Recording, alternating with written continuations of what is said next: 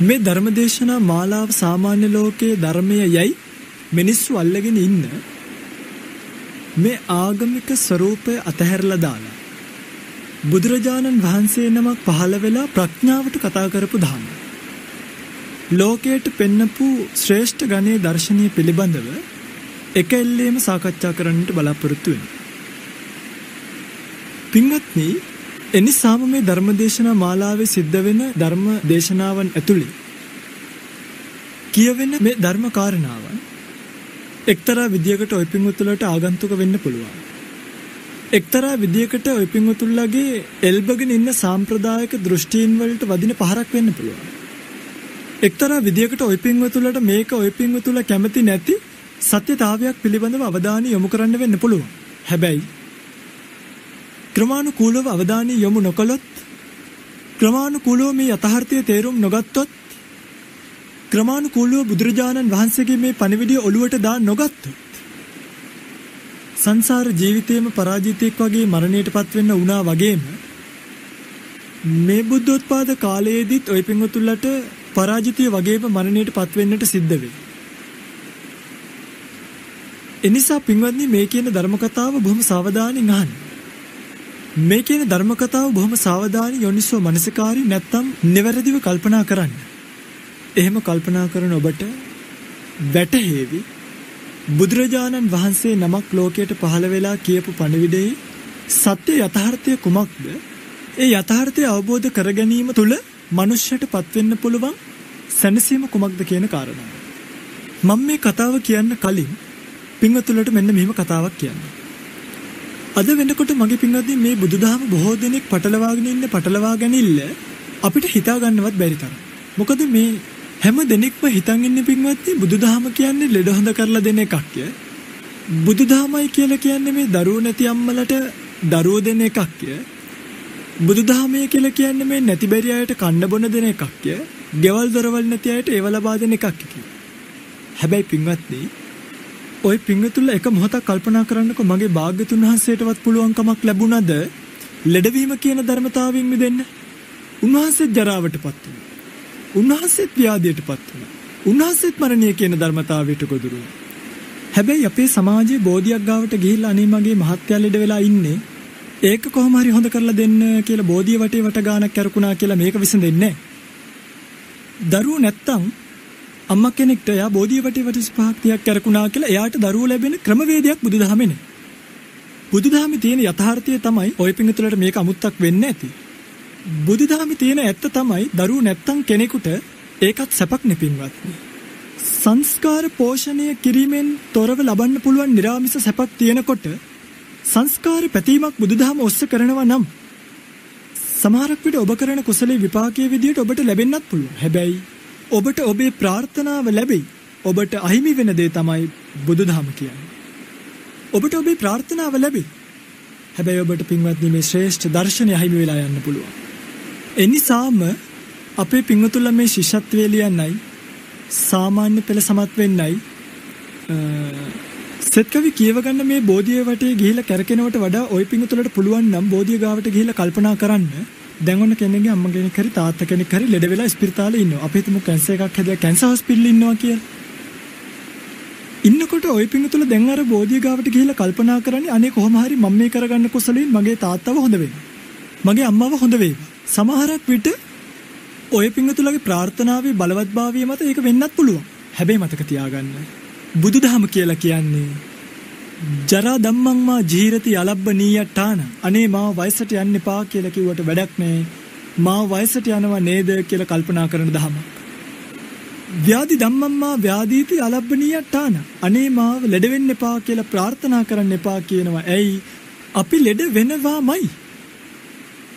මරණ ධම්මං මා මීයති අලබ්බනීයටාන. අනේ මං උදේ හවස පහන තියනවා, අපේ පුතාම මැරුණනේ කියලා ප්‍රාර්ථනා කරන්න එපා. බුදුරජාණන් වහන්සේ කිව්වේ මරණ ධම්මං මා මීයති අලබ්බනීයටාන කියලානේ. කාටද? සමනේනවා, බ්‍රාහ්මණේනවා, දේවේනවා, මාරේනවා, බ්‍රහ්මුණාවා කියන චිවාලෝකස්මි. පැවිද්දෙක් වේවා, ගිහියෙක් වේවා, දෙවියෙක් වේවා, බ්‍රහ්මයෙක් වේවා, මාරයෙක් වේවා, කිසිම කෙනෙකුට මේ ලෝකේ සත්‍යතාවයෙන් මිදෙන්න පුළුවන් කමක් නැහැ. ඒ නිසා අර අපි හැමදේම කියන වචනයක් we have to face. අපිට මේකට මුහුණ දෙන්න සිද්ධ වෙනවා. අපිට මේක මගහරින්න බෑ. කැලේක හිටිය අය, ආරණ්‍යක හිටිය අය, පැවිදි වෙලා හිටිය අය, ධ්‍යාන ලබාගෙන හිටිය අය, මාර්ගඵල ලබාගෙන හිටිය අය කියලා අපිට පුළුවන් ද මේවයින් ගැලවෙන්න? අපිට මේවයින් ගැලවෙන්න පුළුවන් කමක් නෑ. ගල් ගුහාවක වේවා, ආකාශයේ වේවා, ගංගාවක වේවා, සමුද්‍රයක වේවා, කොයි හිටියත් මගේ පින්වත්නි මේ ධර්මතාවලින් ගැලවෙන්න බැරි නම් ඔය පින්තුලා මතක තියාගන්න. ඔය පින්තුලා මේ බුදුදහමෙන් ගත යුතු ප්‍රධාන ප්‍රමුඛ පරමාර්ථය තමයි අපි මේවාට මුහුණ දිය යුතුයි. එච්චරයි. සරලයි. පින්වත්නි දැන් ඔය පින්තුලා මේ ලෝකේ පෝෂණය කරගෙන යනවනේ හරිම අමාරුවෙන්.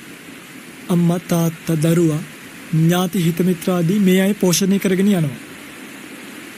පෝෂණය කරගෙන යන ඔබට විඳින්න වෙන ප්‍රධාන ගණයේ දුක් තුනක් තියෙනවා. ඒ තමයි දැන් අපි පෝෂණය කරන ස්කන්ධ අනිත්‍යභාවයට පත් වෙනවා. පෝෂණය කරන ස්කන්ධ දුක භාවයට පත් වීම. පෝෂණය කරන ස්කන්ධ තමන්ගේ වශයෙන් නොතිබීම. හරිම අමාරුවෙන් ඉගෙනගෙන හරිම අමාරුවෙන් රැකියාවක් කරලා බොහොම සුළු පඩියක් අරගෙන තමන්ගේ ගෙදර දොර පෝෂණය කරන ගිහි පින්වතුන්ලට ඒ ගිහි ගෙදර ගැන තියෙන ලොකු බලාපොරොත්තුවක්. පින්වත්නි මේ බලාපොරොත්තුව එක මොහොතක් ඇතුළත තමන්ගේ පුතාගේ මරණයෙන්, අම්මගේ මරණයෙන්, තාත්තගේ මරණයෙන් එක මොහොතකින් අහිමි වෙලා යන්න පුළුවන්. එදාට ඔබ මේ යථාර්ථය තේරුම් ගන්න තරම් මනස ශක්තිමත් කරගෙන හිටියේ නැත්තම් මතක තියාගන්න ඔය පින්වතුන්ලගේ ජීවිතේ එතන ඉඳන් කඩාගෙන වැටෙනවා. ඔය පින්වතුන්ලගේ ජීවිතේ එතන ඉඳන් කඩාගෙන වැටෙන්නේ හිතා ගන්නවත් බැරි විදිහට. සමහරු බොන්න පුරුදු වෙනවා. සමහරු නරක වැඩ වලට පුරුදු වෙනවා. සමහරු සල්ලාලකම් වලට පුරුදු වෙනවා. සමහරු බොරු කියන්න පුරුදු වෙනවා. සමහරුන්ව උන්මත්තක භාවයට පත් වෙනවා. ඇයි මේ? මේ තමයි ලෝකයේ යථාර්ථයේ තේරුම් නොගැනීම. පින්වත්නි මේ බුදුදහම හරිම සියුම්. රූපස්කන්ධය, වේදනාස්කන්ධය, සංඥා, සංකාර, විඥාන කියන මේ ස්කන්ධ පහ ලෝකේ පවතින ස්වභාව ධර්මය. බුදුරජාණන් වහන්සේ සේපත් කරපු මේ රූපස්කන්ධය අනිච්ච දුක්ඛ විපරිණාම ධම්ම. අනිත්‍ය භාවයට පත් වෙනවා. අනිත්‍ය භාවයට පත් වෙන නිසාම යදනිච්ඡන් තන් දුක්ඛං. ඒක දුකක්. ඒක අනාත්ම භාවයේ පවතින. සත්ත්ව පුද්ගල භාවයක් නැති ස්වකීය වශයෙන් නැති ස්වභාවය. එනිසාම පින්වත්නි ආදරෙන් පෝෂණය කරන අපි හිතමුකෝ මේ මොනවාරි කැම ජාතික විටමින් තියෙනවා. විටමින් තියෙනවා කියලා ඒ විටමින් තියෙන ඔක්කොම ජාති ටික ගෙනල්ලා ඒ ගෙදරට කැව්වත් පෙව්වත් ගෙදර ඉන්න අයට කන්න බොන්න දුන්නත් මගේ පින්වතුන්ලා හිතන්න එපා ඒගොල්ලෝ අනිත්‍යභාවයට පත් නොවී තියෙයි කියලා. මොකද ඒගොල්ලන්ට මොන විටමින් ජාති දුන්නත් ඒගොල්ලෝ අනිත්‍යභාවයට පත් වෙනවමයිනේ. අනේ ඒක නවත්තන්න පුළුවන් නම් අපිටත් කියන්න. අපිත් මේ කැලෑවල් වල සෙනසුන් වල හුදකලාවේ පිළිවෙත් පුරන්නේ මේ ස්කන්ධ පෝෂණය කිරීමෙන් වැඩක් නෑ. ඒක නිසරු දෙයක්. හරියට වක්කඩේ හකුරු හැංගුවා වගේ. වක්කඩේක හකුරු හැංගුවට වැඩක් නෑ පින්වත්නි. හකුරු ගන්නයි කියලා ඇවිල්ලා බලනකොට දිය වෙලා ගිහිල්ලා. ගඟට ඉනි කැපුවට වැඩක් නෑ. පල්ලෙහාට බහිනකොට ඉනි ටික ගිහිල්ලා නෑ. අමාරුවෙන් හම්බ කළාට වැඩක් තියනවද? අමාරුවෙන් දරුවෝ පෝෂණය කළාට වැඩක් තියනවද? අමාරුවෙන් අම්මා තාත්තත් එක්ක ජීවත් වුණාට වැඩක් තියනවද? බිරිඳක් ගත්තට වැඩක් තියනවද? මරණයෙන් මේ ඔක්කොම කෙලවර වෙනවා. පින්වත්නි මම පැවිදි වෙන්න කලින් ගිහි කාලේ අතර මටම වෙච්ච සිදුවීමක් මේක. අපේ තාත්තගේ මරණය සිද්ධ වුණා. මේ මරණයත් එක්ක පින්වත්නි තාත්තව අතහැරලා දාලා ආපු කනත්ත ගැන මම ගොඩක් කල්පනා කළා. මේ කනත්තර මම නිතර ගියා. මේ වලවල් දිහා බලන් හිටියා. මම දැක්ක අපේ ප්‍රදේශයේ ජීවත් වෙච්ච බොහෝ දෙනෙක් ඇවිල්ලා මේ කනත්තේ වලවල් යට හැංගෙනවා. මම දැක්ක අපේ ප්‍රදේශයේ ජීවත් වෙච්ච බොහෝ දෙනෙක් ඇවිල්ලා ආදාහනාගාරයේදී පිච්චිලා අළු වෙලා යනවා. ගෙදර අය වල වටේට කෝටන් නිති දෙකක් තුනක් හිටවලා ඉටිපන්දමක් දෙකක් පත්තු කරලා හඳුන් කූරක් දෙකක් ගහලා ගියා මිසක් ආයේ ආපු කවුරුවත් මම දැක්කේ නැහැ පින්වත්නි. ඕන්නම් 7 දවසක් යනකම් ආවා. 3 මාසයක් යනකොට එක්කෙනයි දෙන්නේ. අවුරුද්දක් යනකොට කවුරුත්ම නැහැනේ වගේ පින්වත්නි. ওই පින්වතුන්ලත් මරණින් මත්තේ ওই පින්වතුන්ලා ගමේ කනත්තට යනවා. අඩි 6ක වලක් කැපිලා එක්කෝ ඒ වලේ වැළලෙන. පින්වත්නි එදාට ඔබේ ගෙදර ඇත්තෝ ඔක්කොම එකතු වෙලා ඔබ මේ වලතුලට දාලා පස් වලින් වහලා යනවා මිසක් කවුරුත් ඔබත් එක්ක ඉන්න උත්සාහ කරන්නේ නැහැ. කවුරුත් ඔබත් එක්ක ජීවත් වෙන්න ප්‍රාර්ථනා කරන්නේ නැහැ. ආපහු සැරයක් ඔබව ගෙදර අරන් යන්න දුන්නට ඔබව ගෙදර අරන් යන්නේ. හේතුව ඔබ ඒ වෙනකොට මරණයට පත් වෙච්ච කෙනෙක්. පින්වත්නි එදාට ඔබට මේ ලෝකය අහිමි වෙනවා. එදාට ඔබ මේ ලෝකෙන් සමුගන්නවා. එදාට මේ පෝෂණය කරපු ගෙවල් දොරවල්, යාන වාහන, ඉඩකඩම්, දූදරු මේ හැම කෙනෙක්ගෙම ඔබට නවතින සිද්ධ වෙනවා. පින්වත්නි, ඇයි මං අහන ඔබෙන් ප්‍රශ්නයක්? ඇයි එහෙම තනි වෙනව නම්? ඇයි එහෙම ජීවිතයේ අවසානයේ තනියම මේ සංසාර ගමනක් යන්න වෙනව නම්? ඇයි මේ කෙටි කාලින බැඳීමක්? ඇයි මේ අවුරුදු 50කට 60කට පුංචි බැඳීමක්? පින්වත්නි, මං හැමදේම කියන එකක්, මේ මනුස්ස ජීවිතය කියලා කියන්නේ අම්බලමක්. මේ අම්බලමට ආපු අපි తాවකාලිකව මේ අම්බලමේ නවාතැන් අරගෙන හිටියට අපි කවුරුත් මේ මනුස්ස ජීවිතය කියන අම්බලමේ සදාකාලික නැවතුම් කරුවන් නෙවෙයි. මමත් මේ බණහන ඔබත් මේ ලංකාවේ ජීවත් වෙන හැම දිනාටම මරණය කියන ධර්මතාවයත් එක්ක මේ මනුස්ස ජීවිතය කියන අම්බලමෙන් එලිබහින්න සිද්ධ වෙනවා. ඒ එලිබහින්න සිද්ධ වෙන දවසට එලිබහින්න බැහැයි කියලා හිතුණා. අනේ තව ඕනේ කියලා හිතුණා. අනේ මෙහෙම වෙන්න තියෙනවා නම් හොඳයි නේද කියලා හිතුනොත් මතක තියාගන්න, මේ ජීවිතය හැම වෙලා ආයෙත් කැරකිලා ගිහලා උප්පත්තියක් ලබනවා. අන්න ඒකට කියනවා අවිජ්ජා පත්‍ය සංඛාරා, සංඛාර පත්‍ය විඥාන. ආයෙත් සැරයක් භවයකට බැහැ ගන්නවා කියලා. ඒ භවයකට බැහැගත්තට පස්සේ විඥාන පත්‍ය නාම රූප, නාම රූප පත්‍ය සලආයතන, සලආයතන පත්‍ය පස්සෝ, පස්ස පත්‍ය වේදනා, වේදනා පත්‍ය තණ්හා, තණ්හා පත්‍ය උපාදාන. ආපහු සැරයක් ආයතන පහළ වෙනවා. ආයතන වලට වේදනා දැනෙන්න ගන්නවා. වේදනාවන් වලට තණ්හාව කරනවා. තණ්හා කරන දේවල් වලට උපාදානය වෙනවා. උපාදාන පත්‍ය භව. ආයෙත් සැරයක් ගිහිල්ලා උපදිනවා. බලන්නකෝ සංසාර චක්‍රයෙන් ඈතර වීමක් තියෙනවද කියලා. හැමදෑමත් ඔය පිංගුතුල හිතන්න එපා ඒකත් මේ හැමදෑම මනුස්ස ජීවිත ලැබලම මොන්ඩිසෝරි යන කාලය ලැබෙයි කියලා.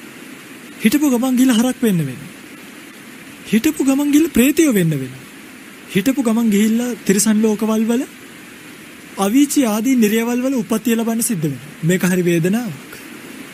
ඔය පිංගුතුල බාල පඬිත සූත්‍ර, නිමි ජාතක, දේවදූත සූත්‍ර ආදී දේවල් බලලා තියෙනවා නම් මේ වගේ විඳින්න වෙන දුක මගේ රත්තරන් පින්වත්නි හිතා ගන්න පුළුවන් කමක් නැහැ. එනිසා මේ ලැබිච්ච බුද්ධෝත්පාද කාලයේ මේ සංස්කාර පෝෂණය කිරීමේ નિසරු බව තේරුම් අරගෙන ඔය පිංගුතුල තීරණයකට මම දිගින් දිගටම මේ අනිච්ච දුක්ඛ අනාත්ම සංස්කාර පෝෂණය කරමින් යනවද නැත්නම් මේ වෙහෙසකර ගමනින් මම නවතිනවද? ඉදින් ඔබට අවශ්‍යයි නම් මේ අනිත්‍යතාවයට පත්වෙන සංස්කාරات එක්ක ජීවත් වෙන්න. මේ අනිත්‍යතාවයට පත්වෙන සංස්කාර අල්ලගෙන ඒ සංස්කාරات එක්ක බැඳීම් ඇති කරගෙන ඒ සංස්කාර විනාශ වෙනකොට ඒවත් එක්ක දුක් වෙවි ජීවත් වෙන්න මම ඔබට ආරාධනා කරනවා එන්න සසර යන්න. හැබැයි ඒ යන්න තියෙන සාංශාරික ජීවිතය කොච්චර භයානක එකක්ද කියන එක කල්පනා කළේ නැත්තම් මගේ පින්වත්නි ආයෙත් ඔබට ඒ සංසාර ජීවිතයම වෙන්නේ පසුතැවෙන්න විතරයි. මොකද මේ බුදුරජාණන් වහන්සේගේ ජීවිතයේ උන්වහන්සේ දේශනා කරපු හැම බණ පදයකම මේ සාංශාරික පීඩාව ඇතුළේ. උන්වහන්සේ දේශනා කරපු හැම බණ පදයකම මේ සංසාරයේ තියෙන භයානකකම ඇතුළේ. මේකේ භයානකකම තමයි ආයිත් සැරයක් මේ බුද්ධෝත්පාද කාලේ අතහැරුණොත් ඔබට ඈතර වෙන්න ඕනි කියලා හිතුණා. ඔබට ඈතර වෙන්න වෙන්නේ නැහැ. එහෙම හිතෙන්නෙත් නැහැ. වැරදිලාවත් හිතුණා. පින්වත්නි, ඈතර වෙන්න ලැබෙන අවස්ථාවක කොහෙද බුද්ධෝත්පාද කාලය? කොහෙද ධර්ම ශ්‍රවණයක්? කොහෙද කල්යාණ මිත්‍ර සේවනය?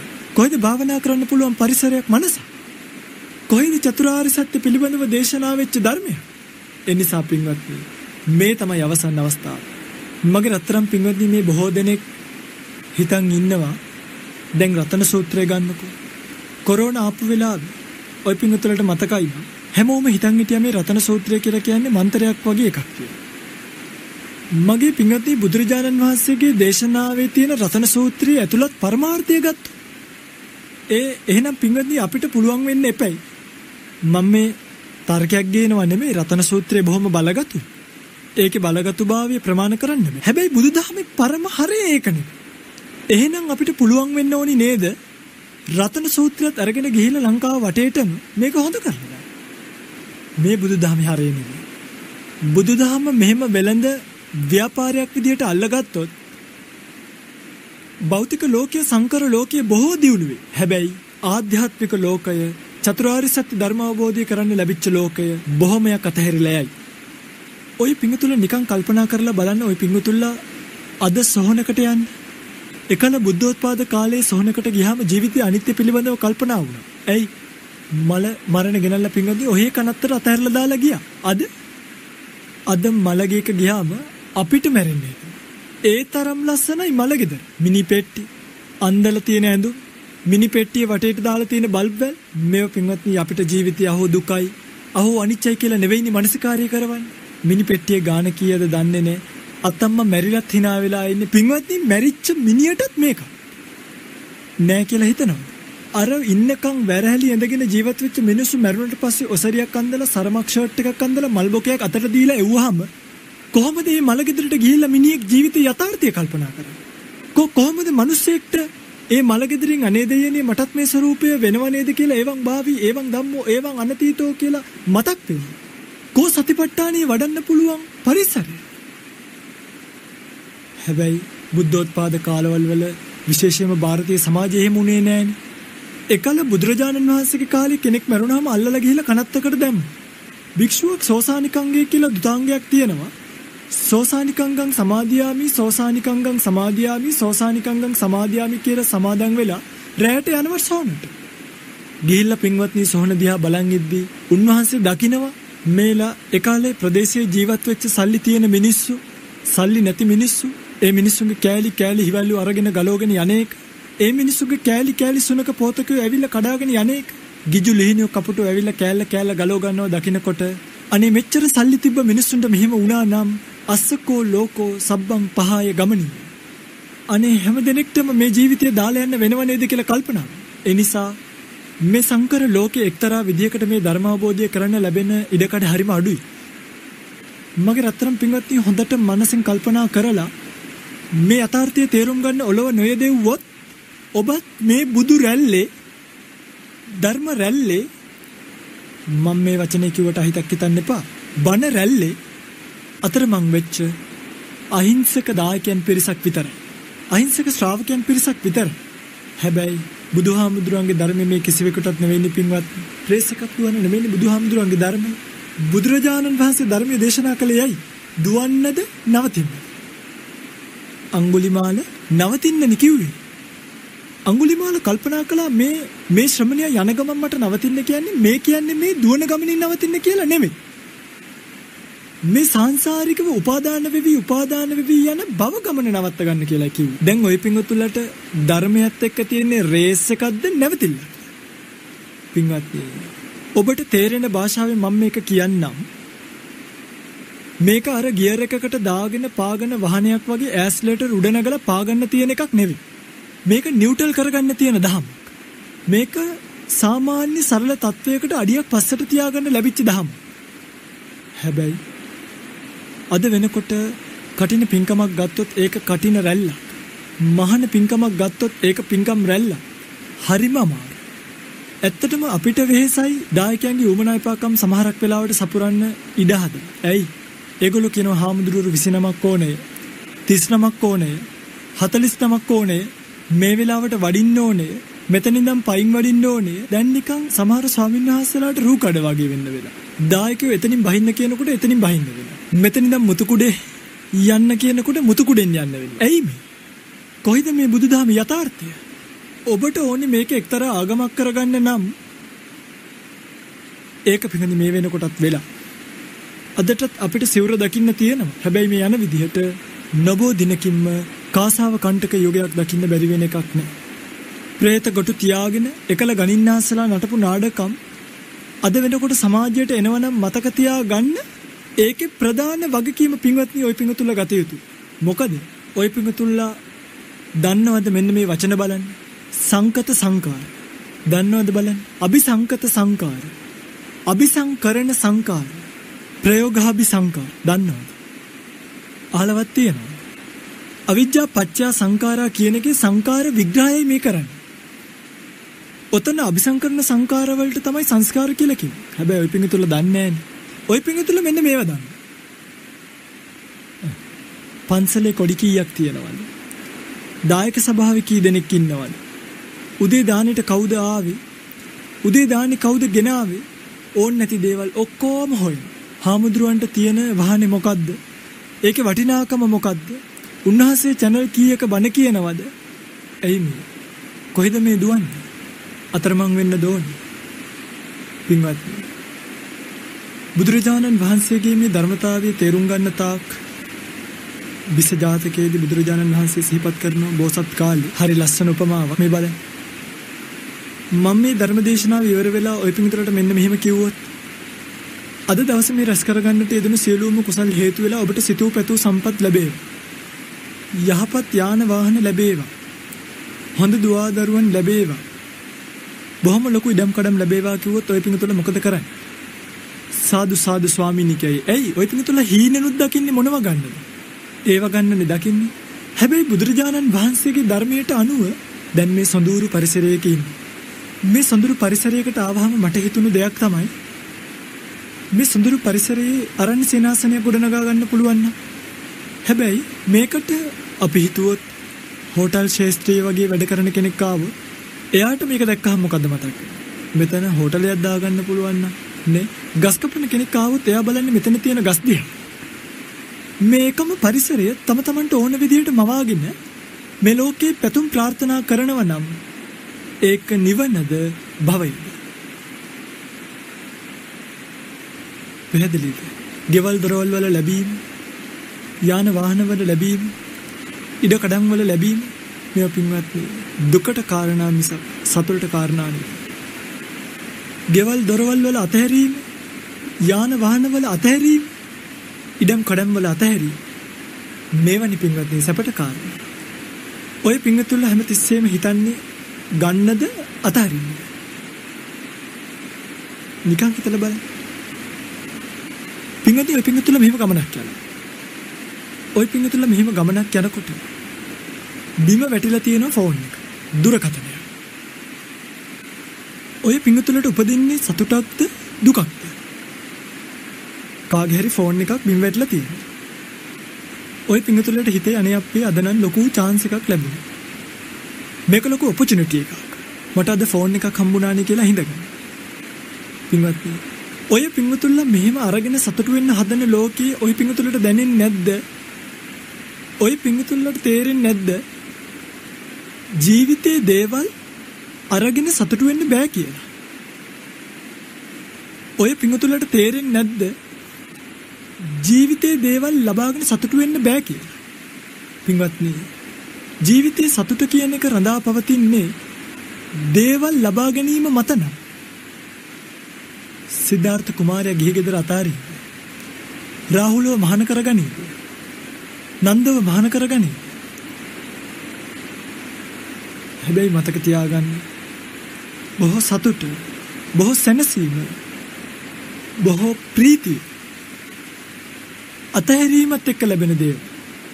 හැබැයි ඔය පිඟුතුල්ලා හීනකින්වත් හිතනවද ඔය ලබා ගන්න ප්‍රාර්ථනා කරන බොහෝ දේවල් අතහැරීම මත, ඒවා මනසින් අයින් කිරීම මත ඔය පිඟුතුලේ ප්‍රාර්ථනා කරන සැපය, ඔය පිඟුතුලේ ප්‍රාර්ථනා කරන සතුට සැනසීම ලබා ගන්න පුළුවන් බව? පින්වත්නි ඒක ලේසි පහසු කාරණාවක් නෙමෙයි. එතනට හිත හදාගන්න එක ලේසි පහසු කාරණාවකුත් නෙමෙයි. එතනට හිත හදාගත්තට ඒ හදාගත්තු හිත පෝෂණය කරන එක. උදාහරණයක් විදිහට දැන් මම ওই පින්වතුන්ට ලස්සන ගාතාවක් කියන නසන්ති කියලා සූත්‍රයක් තියෙනවා. මේ නසන්ති කියන සූත්‍රයේදී බුදුරජාණන් වහන්සේ සිහිපත් කරනවා මහණෙනි මේ ලෝකේ පවතින කාමයන්ගේ නෙවෙයි වරද තියෙන්නේ. මේ විසිතුරු කාමයන්ගේ නෙවෙයි රාගය කියන එක තියෙන්නේ, ඇලීම කියන එක තියෙන්නේ. සංකප්ප රාගෝ පුරිසස්ස කාම. පුරුෂයාගේ సంతානය තුලයි, සිත තුලයි මේ ඇලීම කියන මේ බැඳීම තියෙන්නේ. ඒ විසිතුරු කාම වස්තු ලෝකේ ඒ විදිහටම පවතිනවා. තිට්ඨන්ති චිත්‍රානි. එමේ කියන්නේ මේ ලෝකය ඒ කාමයේ ඒ විදිහටම පවතිනවා. හැබැයි අතෙත්ත දීරා විනයන්ති ඡන්ද. කාම වස්තු එහෙම්මම තියනකොට බුදුරජාණන් වහන්සේගේ ප්‍රඥාවන්ත ශ්‍රාවකයා මොකද කරන්නේ? එන්නේ කාම වස්තුන් කෙරෙහි තියෙන ඇලීම නැති කරලා. ඡන්දන්ති විනය. ඒක දුරු කරලා ගන්න. ඒ ලෝකෙට තියෙන මේ ඇලීම නැති කරාම ඒ ලෝකෙ මොනතරම් කාම වස්තු තිබ්බද? දැන් ওই පිංගුතුලට මනසට නිදහසක් නැහැ. ඇහෙන් රූප බලන, කනෙන් ශබ්ද අහන, නාසයෙන් ගන්ධ විඳින, දිවෙන් රස බලන, කයින් ස්පර්ශ බලන, මනසින් ඒවා ආපහු අනුභව කරමින් ජීවත් වෙනවා. භික්ෂුවක් ඇහෙන් රූප බලලා සතුටු වෙන්නේ නැහැ. කනින් ශබ්ද අහලා සතුටු වෙන්නේ නැහැ. නාසයෙන් ගඳ විඳලා දැන් බුදුරජාණන් වහන්සේගේ ශ්‍රාවකෙක් පිණ්ඩපාතය යනකොට කොහොමද යන්නේ? ඔක්කිද්ද චක්කු අන්තරගරි ගමිස්සාමීති සික්ඛාකරණි. මෙහෙම පින්වත්නි ඇස් දෙක බිමට හෙලාගෙන බිමට හෙළූ ඇසතුව තමයි ශ්‍රාවකෙක් පිණ්ඩපාතය යන්නේ. ඇයි? න නිමිත්තක් ගාහි හෝති න අනුනිමිත්තක් ගාහි හෝති. ඒ ශ්‍රාවකයාට මේ මට දාන බෙදුවේ ගෑනු කෙනෙක්ද පිරිමි කෙනෙක්ද, එයා සුදුයිද උසයිද ලස්සනයිද කළුයිද, ඒවා වැඩක් නෑ පින්වත්නි. ඒ මොකද ශ්‍රාවකයාගේ මනස සතුටු වෙන්නේ ඒ රූප බැලීමෙන් නෙවෙයි. ඒ නිසා හැබැයි සාමාන්‍ය ගිහි කෙනෙක්ට එහෙම නෑනේ. එයාට එක එක රූප ඕනේනේ, එක එක කලර්ස්, එක එක පාට ඕනේ.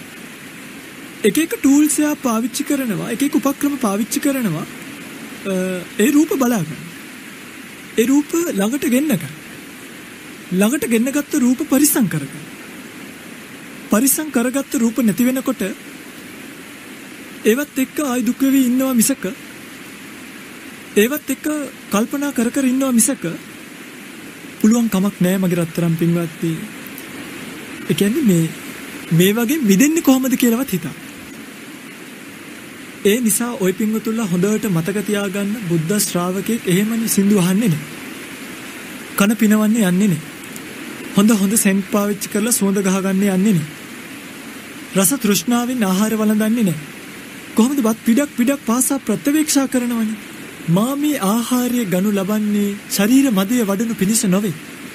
පුරුෂ මදය වඩනු පිණිස නොවේ. ශරීර වර්ණය ඇති කර ගැනීම පිණිස නොවේ. බත් පිටක් පාසා. ඒකනේ ඔය පිංගුතුලා කනවා. හාමුදුරු කෙනෙක් වළඳනවනේ. කනවයි වළඳනවයි කියන වචන දෙකේ වෙනස තමයි ඒක. ඔය පිංගුතුලා ඔහේ කාගෙන හොඳ ඒවා තෝරනවා, නරක ඒවා අයින් කරනවා. අපිට එහෙම නැහැනේ පින්වත්. පින්දපාතේ ගිහිල්ලා ආවට පස්සේ පාත්‍රය දිහා බැලුවම පින්වත්නි පාත්‍රයේ තියෙන්නේ මොනවද කියලා හොයාගන්නත්. සම්බෝලයි, පරිප්පුයි, බෝංචි, වම්බටුයි ඔක්කොම කවලම් වෙලා සමහරක් වෙලාවට දාන්නේ වළඳ ඉන්නකොට ඇතුලින් බිස්කට් එහෙමත් අහුවෙනවා. යෝගට් හැඳි අහුවෙනවා. සමහරු වරක කෙසෙල් පූජා කරපුවම පාත්‍රය ඇතුලේ තියලා හම්බ වෙනවා. ඉතින් කොහිද රස තෘෂ්ණාව?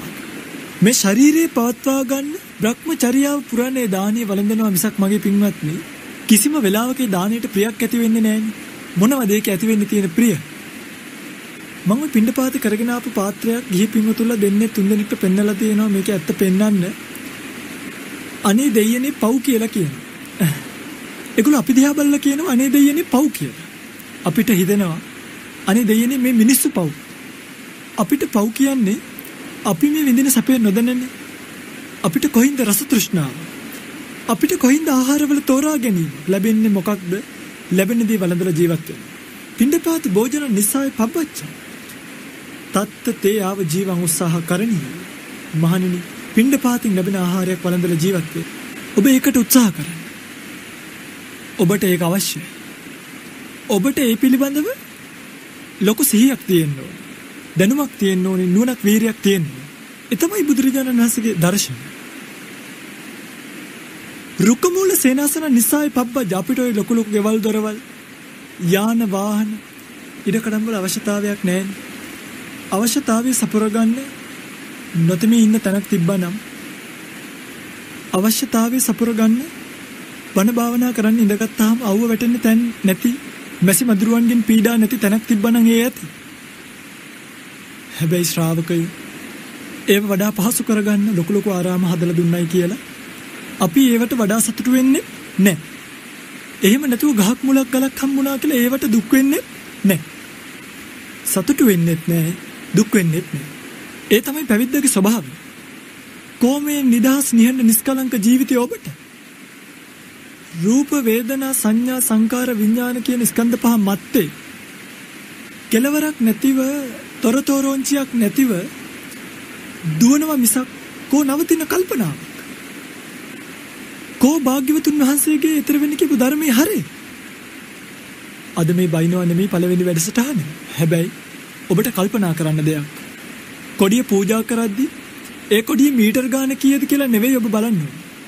ඔබේ හිතේ එතනට යෙදලා තියෙන ශ්‍රද්ධාව කොච්චරද කියලා. මොකද මීටර් ගානින් නෙවෙයි කුසලී මහත්ඵල වෙන්නේ. මතක තියාගන්න. ඔබේ හිතේ ඒකට යෙදලා තියෙන ප්‍රඥාව විතරම බලන්න. ඔබ ඒකට යොදලා තියෙන ශ්‍රද්ධාව විතරම බලන්න. ඒක සෝමනස්ස සහගතද? උපේක්ඛා සහගතද?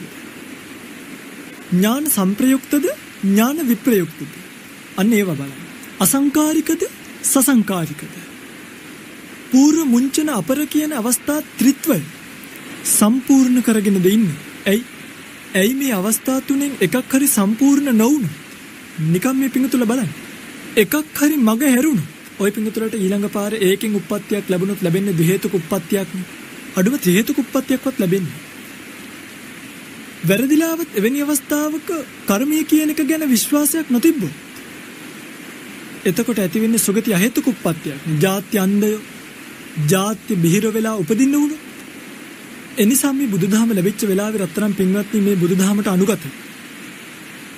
මේ බුදුදහම පිළිබඳව කල්පනා කරන්න. කොහොමද කල්පනා කරන්නේ? මගේ බුදුරජාණන් වහන්සේගේ ධර්මයේ මට ලැබුණේ භෞතික සම්පත් ලබන්න නෙමෙයි. භෞතික දේවල් මත සතුටු වෙවි ඒ මත අතරමං වෙලා ඉන්න නෙමෙයි. විවාහ ජීවිතය හදාගන්න නෙමෙයි. ඒකටම නෙමෙයි. හොඳ දරුවෙක් දෙන්නෙක් හදලා සමාජයට දායාද කරන්නම නෙමෙයි. මේ සංස්කාරවල තියෙන විපරිණාම ස්වභාවය, මේ සංස්කාරවල තියෙන අනිත්‍ය ස්වභාවය, මේ සංස්කාරවල තියෙන දුක්ඛ ස්වභාවය, මේ සංස්කාරවල තියෙන අනාත්ම ස්වභාවය කල්පනා කරලා තේරුම් ගත්තේ නැත්තම් දැන් බලන්න පින්වත්නි මේ රූපය,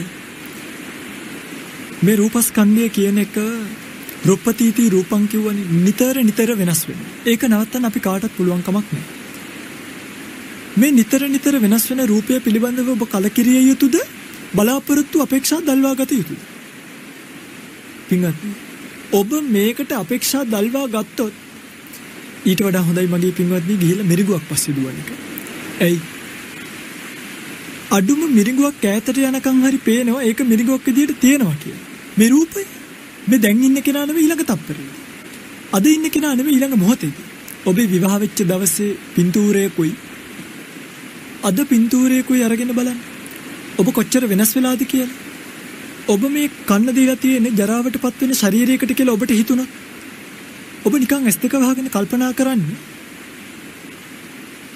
මට මරණයටපත් වෙන්න සිද්ධ වෙනවා කියලා. ඔබ මේ කන්න දීලා තියෙන්නේ මරණයටපත් වෙන්න ඉන්න කෙනෙක්ට නම් මොකද ඒ ජීවිතය අර්ථය? කොහෙටද මේ දිව්වේ? පින්වත්නි මෙන්න ජීවිතේ කල්පනා කරන්න ඕනි දේවල්. මේ රූපස්කන්ධය අනිත්‍යයි, වේදනා ස්කන්ධය අනිත්‍යයි, සංඥා ස්කන්ධය අනිත්‍යයි, සංස්කාර ස්කන්ධය අනිත්‍යයි, විඥාන ස්කන්ධය අනිත්‍යයි කියලා පින්වත්නි පැත්තකට ගිහිල්ලා ඉඳගෙන කල්පනා කරන්න. කොහොමද? මෙන්න මෙහෙම. සබ්බං අනිච්චං සබ්බං අනිච්චං සබ්බං අනිච්චං. අද දවසේම මේ භාවනාව කරන්න. හැම දෙයක්ම නැති වෙලා යනවා. හැම දෙයක්ම කිසිම දෙයක් ඉතුරු වෙන්නේ නැහැ පින්වත්නි. හැම දෙයක්ම වෙනස් වෙලා යනවා. නැති වෙනවා වෙනස් වෙනවා කියලා කල්පනා කරනවා. මම වෙනස් වෙනවා වගේම මගේ බිරිඳත් වෙනස් වෙනවා. මගේ පුතත් වෙනස් වෙනවා. මගේ ගෙදරත් වෙනස් වෙනවා. මගේ ඥාති හිත මිත්‍රාදී මගේ ගෙවල් දොරවල් යාන වාහන ඉඩකඩ මේ හැම දෙයක්ම පින්වත්නි වෙනස් වීමට භාජනීය වෙනවා නම් ඔය පිඟුතුලට කල්පනාවක් එන්න ඕනි නේද? ඇයි මම මේ වෙනස් වෙන තැනකට පෝර දාන්නේ? ඇයි පළවෙන්නේ නැති ගහක් පෝෂණය කරන්නේ? ඇයි ඵලෙන්නේ නැති ගහක් හිටවගෙන මම ඉන්නේ? ඇයි කළු ගලේ වපුරලා තියෙන්නේ? මොනවද බලාපොරොත්තු වෙන්නේ? ජීවිතේ කවදාවත් හම්බ වෙන්නේ. ඔබ ජීවිතේ මේ ලෝකෙන් හම්බ වෙයි කියලා හිතන සෑම තත්පරයකම ජීවිතය ඔබෙන් ඈත් වෙලා යනවා. ඔබ සතුට මේ ලෝකෙන් ලැබෙයි කියලා හිතන හැම තත්පරයකම සතුට ඔබ ගාවින් අයින් වෙලා යනවා. පින්වත්නි මේ ලෝකේ සතුට කියන එක තියෙනවා නම් මේ ලෝකෙන් ජීවිතය කියන එක ලබන්න පුළුවන් නම් මගේ භාග්‍යවතුන් වහන්සේ කවදාවත් අපිට නිවන් දකින්න කියලා කියන්නේ. මම මේ කියන්නේ අත්දැකීම. අපි මේ කැලෑවල් වලට වෙලා අවුරුදු 5ක් 6ක් දැන් මේ භාවනා පිළිවෙත් පුරාගෙන ස්වාමින් වහන්සේලා විදියට වැඩ ඉන්න අපි දන්නවා. මේ ජීවිතයේ ওই පිඟුතුලා වගේම රැල්ලක අපි දිව්වනේ. උයිටත් වඩා දිව්. හැබැයි අද කල්පනා කරනවා සමහරක් දාට දෙවියනේ දැන් අපේ ජීවිත කොච්චර සංසුන්ද? දැන් අපේ ජීවිත කොච්චර නිදහස්ද? දැන් අපේ ජීවිත වලට කොච්චර සුවයක් ලැබෙනවද? කොහෙද දුකක්? දරුවෝ ඉන්නවද පන්තියක් අයියා? බිරින්දෑවරු ඉන්නවද පෝෂණය කරන්න? ගෙවල් දොරවල් තියෙනවද රැකගන්න? ඉලම් කඩන් තියෙනවද නඩු කියන්නේ? මුකුත් නැහැ. කිසිම දෙයක් නැහැ පිළිවෙල. කිසිම දෙයක් නැති එකම සනීප. හිතන්නකෝ. කිසිම දෙයක් නැති එකම විවේකයි. කිසිමම දෙයක් නෙමෙයි. මහාන වෙන්න එනකොට මංගාව තිබ්බේ සරම් දෙකකුයි ෂර්ට් දෙකකුයි විතරයි. මහාන උනාට පස්සේ සරම් ෂර්ට් පිසික් කරලා දාලා සිවුරු දෙකයි පාත්‍රයයි දුන්නා. පින්වත්නි අපවත් වෙනකොටත් ඒ දෙක තිබ්බොත් හොඳටම ඇති. ඇයි? වෙන මොන වගේන්ද අපිට අවශ්‍ය? කුඹුරු ඕනේද? ඉඩම් කඩම් ඕනේද? ගෙවල් දොර ඔය පිඟුතුල කල්පනා කරන්නේ මේ හාමුදුරු මොනවා කියනවද මම? පින්වත්නි මේ තමයි බුදුදහම. රස කරන්න නෙමෙයිනි කිව්වේ. අස් කරන්න කියලානේ කිව්වේ. සැප විඳින්න කියලා නෙමෙයිනි කිව්වේ. මේකේ තියෙන ආදීනවේ දැකලා මහණෙනි ආස්වාදයක් තියෙනවා. ආදීනවයකුත් තියෙනවා. නිස්සරණයකුත් තියෙනවා. ආස්වාදය දකින්නේ නැතුව අඩු ආස්වාද ජනක ලෝකයේ වැඩි ආදීනවේ දැක්කොත් රූපය ගන්න. දැන් මේ රූපය සුවයි සුන්දරයි මధుරයි කියලා හිතාගෙන ඉන්නවනේ. මොනවද මේකේ තියෙන්නේ? ඔන්න බලා ගන්න මේකේ තියෙන්නේ. සෙම, සොටු, කබ්බ, කඳුළු, අසූචි, මල මුත්‍රා ඔවා තමයි ඔකේ තියෙන්නේ. මේ කට ඇරියොත් මේ කටේ තියෙන කෙල. කන ගාවට ඇහැ තියලා බැලුවොත් පේන්නේ කලාදු. නාසයක් ගාවට ඇහැක් තියලා බැලුවොත් පේන්නේ හොට්ටු. ඇහැක් ගාවට ඇහැක් තියලා බැලුවොත් පේන්නේ කබ. බලන්නකො මොනවද මේ ශාරීරිය ගන්න තියෙන්නේ කියලා. මේ කුණු ගොඩක් මිනිස්සු කොච්චර ප්‍රාර්ථනා කරනවද? මට තියෙනවා නම් හොඳයි. වැළඳ ගන්න තියෙනවා නම් හොඳයි. සිප ගන්න තියෙනවා නම් හොඳයි. මොනවද? මේ අසුචි ගොඩක් මේ කුණු ගඳ ගහන මොහොතක් ඇත්තම් දහඩිය වැක්කරෙන කිසිදු තැනක සුවඳක් කමන්නේ නැති. කොහෙද මේ ශාරීරිය හොඳයි කියලා ගන්න තැන? දත්, අසුචි, සෙම, වකුගඩු, අක්මාව. ඔබ මේ වැළඳ ගන්න ප්‍රාර්ථනා කරන්නේ මේවද? එහෙනම් යන්න මෝචරියකට. මෝචරිය පිටිපස්සේ තියෙන ওই කපලා දාපු අක්මා වකුගඩු කෑලි අරගෙන බලන්න ඔබට වැළඳ ගන්න පුළුවන්ද කියලා. පින්වත්නි ආදීනවෙම වැඩි නේද? ඒ නිසාම නේද මේ ශරීරයේ මේ 95ක් විතරම වහගෙන ඉන්න වෙලා තියෙන්නේ. මේ පේන පහට දාන්න තියෙන ඔක්කොම ටික නේද? ඇහි බම්බ ටික කපනවා, දත් ටික මදිනවා, ලිප්ස්ටික් ටික ගාන. මම මේ ස්ත්‍රියයට විතරක් නෙමෙයි පුරුෂයත් මේව කරනවානේ. අර කොණ්ඩේකේ ඉරිරි කපනවා, ඇහි බඹවල ඉරිරි කපනවා. කරාබු එකක් නෙමෙයි දෙකක් තුනක් හතරක් දානවා. ඇයි මේ පේන කෑලි පහ දැන් කියුටෙක්ස් අත ගන්න මේ පේන කෑලි පහ ලෝකෙට බොරුවක් විදිහට පෙන්වන්න කොච්චර රැලි වෙනකම් මේකප් උඩ නගන උදේ 8ට පෝරුවට නගින මනමාලි පාන්දර ඒකයි මං හිතන්නේ පාන්දර නෙවෙයි දැන් නම් ඕවා මාස ගානකට කලින් පටන් ගන්න. පටන් අරගෙන මේ ලෝකයේ තියෙන අසුචි ගොඩ වහන්න අරව කරනවා අවසානෙට මේ විවාහ වෙන දවසට නිකන් අර කැට්ලොයි ගාලා පොටි ගාලා අතහැරලා දාපු බිත්ති කාර්යවලට. ඇයි මේ? කාව රවට්ටන්නද? ඇයි මේ ශරීරයේ තියෙන අසුබේ ලෝකෙට පෙන්වන්නේ නැත්තේ?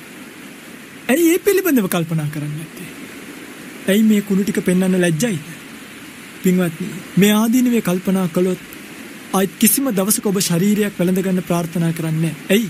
දකින්නකොටම මතක් වෙනවා අසුචිය, මුත්‍රාය, සෙමය, කබය, කඳුළුවේ හොටුවේ කියලා මතක් වෙනකොට මොකද වෙන්නේ?